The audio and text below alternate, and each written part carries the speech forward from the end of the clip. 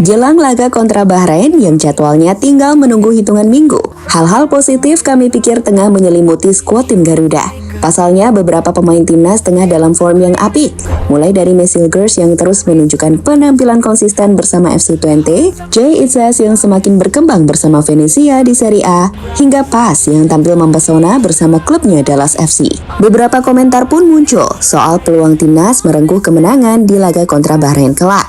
Tak terkecuali soal Van Persie yang mengomentari sosok Mesilgers yang ia sebut sebagai pemain muda yang punya kualitas para bintang timnas Belanda. So, inilah faktor-faktor menarik yang membuat kita yakin jika timnas bisa merengkuh hasil maksimal di dua lawatan bulan Oktober saat menghadapi China dan Bahrain. One team, one desire, hearts full of fire, days of blood and sweat, no regrets we met, destiny awaits. Agenda untuk timnas Indonesia pada bulan Oktober 2024 akan jadi agenda yang sangat penting dalam sejarah sepak bola tanah air. Pasalnya, timnas senior Indonesia akan menghadapi dua laga yang penting. Dua laga yang jadi laga untuk bisa mengumpulkan 6 poin berharga. Sederhananya, di dua laga kontra Bahrain dan China itu, Indonesia menargetkan 2 kemenangan. Dan untuk mencapai hal tersebut, pasukan Shin Tae-yong dijadwalkan berkumpul di Jakarta pada 5 Oktober. Sebelum terbang ke Bahrain dengan menggunakan pesawat sewaan untuk bertanding menghadapi Bahrain di National Stadium Rifa pada 10 Oktober. Sebelum terbang ke Qingdao Youth Football Stadium Qingdao untuk melawan timnas China.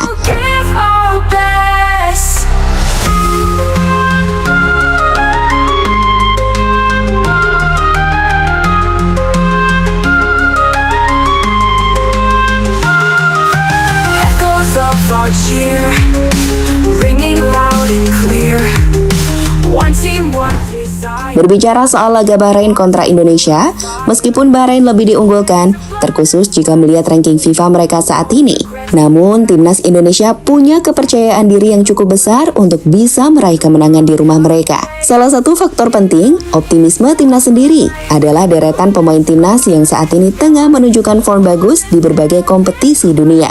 Dari Italia, ada kapten tim Garuda Jay Itzes, yang baru-baru ini tampil luar biasa bersama klubnya Venezia. Di laga terbaru kontra Polonia, Jay mampu mengantarkan timnya meraih kemenangan 2-0, di mana ia mendapatkan pujian dari sang pelatih sebagai bek yang tampil dengan sempurna. Berpindah ke kompetisi Eredivisie Belanda, timnas memiliki beberapa pemain yang tampil apik seperti Verdong bersama klubnya NEC Nijmegen hingga Eleanor Reinders bersama PEC Zwolle, serta sosok Tom Haye yang mulai tampil reguler bersama tim barunya Almere City. Dan yang paling bersinar adalah Mesilgers bersama FC20. Mesilgers ini nampak konsisten dari hari ke hari. Lihatlah rating hijau dari 5 laga terakhirnya. Aksi defense-nya yang berkelas, disiplin dan cerdas, sukses membantu FC20 untuk menempati posisi 4 klasmen Eredivisie sementara. Dan ia adalah bek dengan performa terbaik di Eredivisie sejauh ini.